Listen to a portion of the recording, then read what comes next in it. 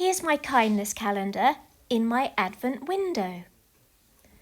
The Advent wreath will have its 4th candle lit today, and we remember Mary, the mother of Jesus Christ. Gabriel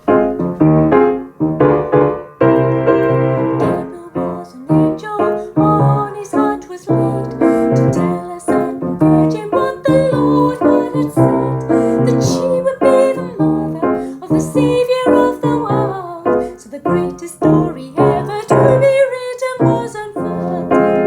Mary, mother, maiden so mild, thanks for your obedience, accepting God's child. Praise to God, the Father above, who through Mary's yes has blessed us with his infinite love.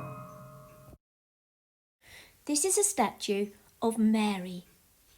It's a modern statue which you can find in Ely Cathedral. It's in the Lady Chapel. A Lady Chapel is a place for private prayer, a smaller part of a cathedral or church. And the lady that we remember is Mary. Once upon a time, there was a young girl called Mary. We don't know what she looked like because it was such a long time ago, but lots of painters have drawn pictures of what they think she might have looked like, and this is her with her mother, St. Anne. They lived in a village called Nazareth in Israel. Nazareth is now a town.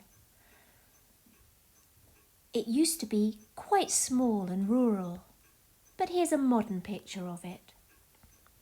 Mary was betrothed to a man called Joseph. In those days, when children were about 12, their parents found a good family and a nice man that they could later marry. But something amazing happened to Mary before she'd married Joseph. An angel came to her in a dream. The angel was called Gabriel, and he said to her, "Mary, you are going to have a baby." Now Mary said, "Well, how can this be? I'm not old enough to have a baby." But the angel assured her that God could make anything happen and that Mary was going to have the Son of God. Mary said yes, she would do this for God, even though she knew that life would be very tricky. And she was right. Joseph wasn't at all happy. He thought about not marrying her at all. But then an angel visited him, again in a dream. And the angel came with a message from God.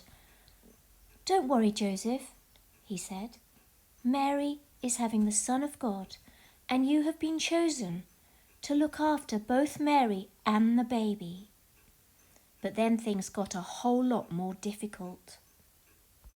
Mary and Joseph got married, but as the baby's birth grew nearer, they were required to go to Bethlehem. That's where Joseph came from. They had to go because they needed to be counted in a census so that they paid the right taxes.